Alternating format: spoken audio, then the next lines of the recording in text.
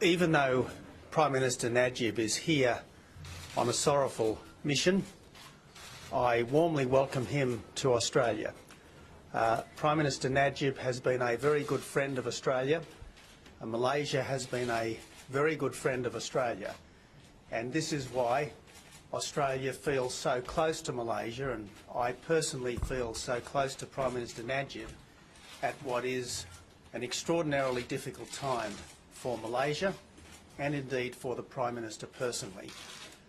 To be the senior leader of a country which has suffered the kind of tragedy which Malaysia has suffered is to be exposed to extraordinary difficulties and burdens. And I know this has been a very tough time for Prime Minister Najib, but if I may say so, it is typical of the grace of the man that he should come here to Australia, should go to RAF Base Pearce to personally thank and honour all of the personnel involved in the search for flight MH370. This is probably the most difficult search ever undertaken, the most difficult search ever undertaken. Even though we are constantly refining the search area, even though the search area is moving north, it is still an extraordinarily remote and inaccessible spot, at times subject to very difficult sea conditions. But I can assure people that the best brains in the world are working on this, and every day working on the basis of just small pieces of information. We are putting the jigsaw together, and every day we have a higher degree of confidence that we know more about what happened to this ill-fated flight. As I said, it is a very difficult search, the most difficult in human history, but as far as Australia is concerned, we are throwing everything we have at it, and we are confident that we have ourselves the technical capacity, or that we can obtain the technical capacity from our friends and allies to ensure that we get the best possible outcome. We do owe it to the families of the 239 people on board. We do owe it to our good friend Malaysia. We owe it to the people and government of China. We owe it to the troubled citizens of the wider world to do everything we can to solve this extraordinary mystery. I say to the family members of the people on that flight, please be patient. I know this is an extraordinarily difficult, indeed devastating time for you, but we will not let you down. And when the time comes for you to visit Australia, we will extend to you the warmest possible welcome in a very difficult period in your lives. We cannot be certain of ultimate success in the search for MH370, but we can be certain that we will spare no effort, that we will not rest until we have done everything we humanly can. I do pay tribute to all of the countries involved in the search. Apart from Australia and Malaysia, we have China, Japan, Korea, the United States, the United Kingdom and New Zealand. This is an extraordinary piece of international cooperation.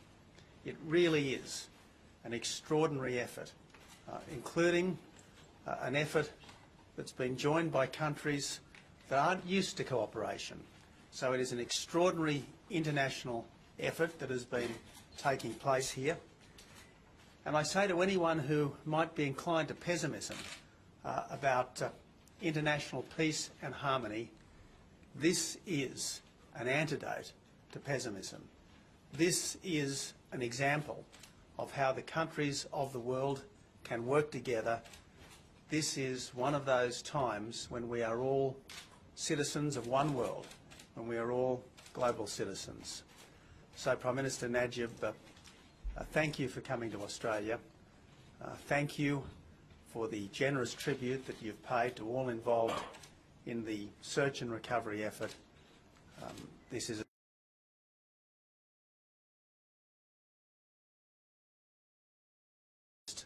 until we've done everything we can to solve this mystery.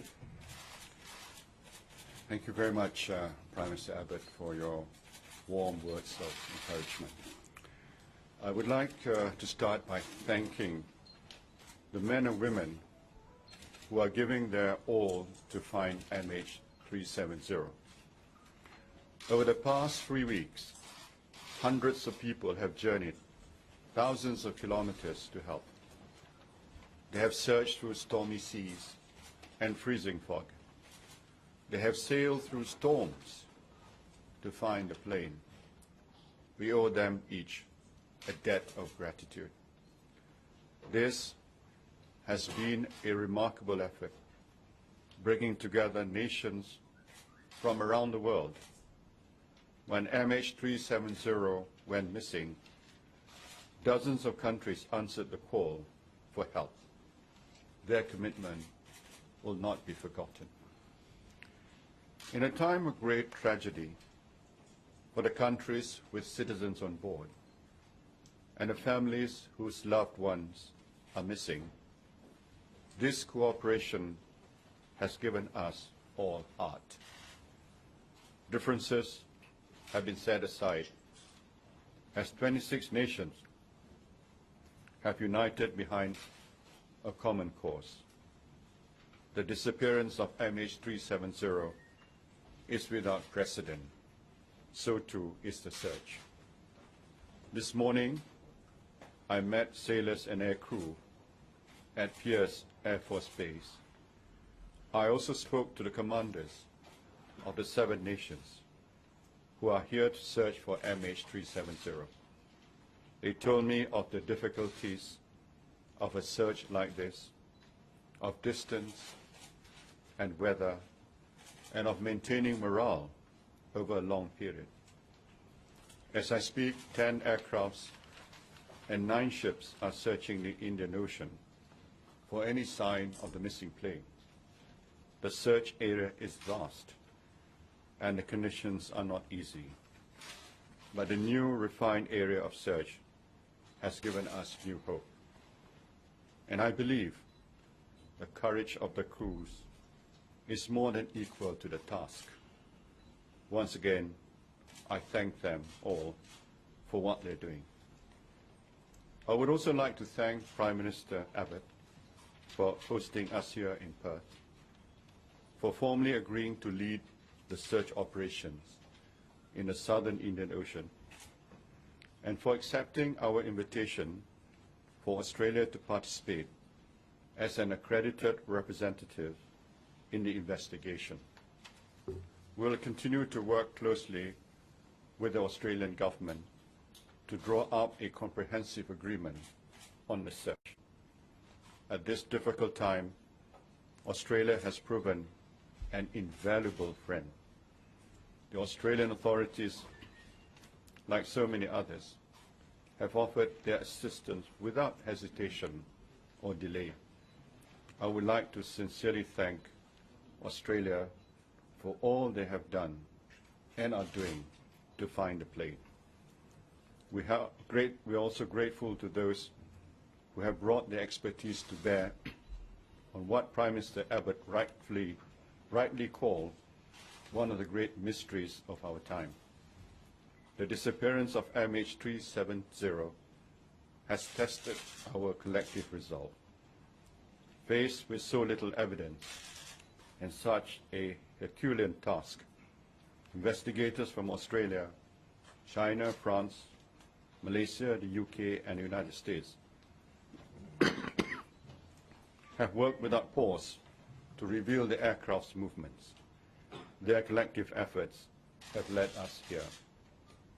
We are here today, but our thoughts are thousands of kilometers away, in the cities and countries around the world, where families and those on board wait and wait desperately for news. and in the vastness of the Indian Ocean, where MH370 awaits. I know that until we find a plane, many families cannot start to grieve.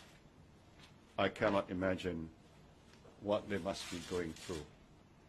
But I can promise them that we will not give up. Thank you. Prime Minister Najib, given that so much of the information coming from your government has been